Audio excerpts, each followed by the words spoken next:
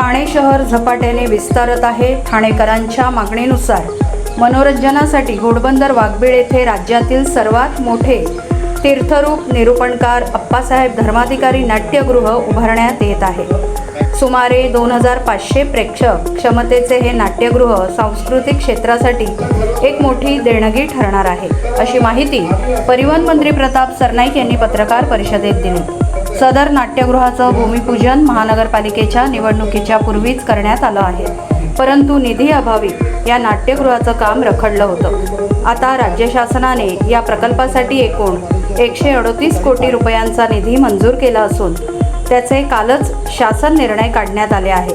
पहिल्या टप्प्यात 85 कोटी तर दुसऱ्या टप्प्यात 53 कोटी रुपयांचा निधी वितरित करण्यात आला आहे। यासाठी उपमुख्यमंत्री एकनाथ शिंदे साहेबांचे मी आभार मानतो। येत्या 3 वर्षात हे नाट्यगृह ठाणेकरांच्या सेवेत दाखल होईल, असे सरनाईक यांनी सांगितले।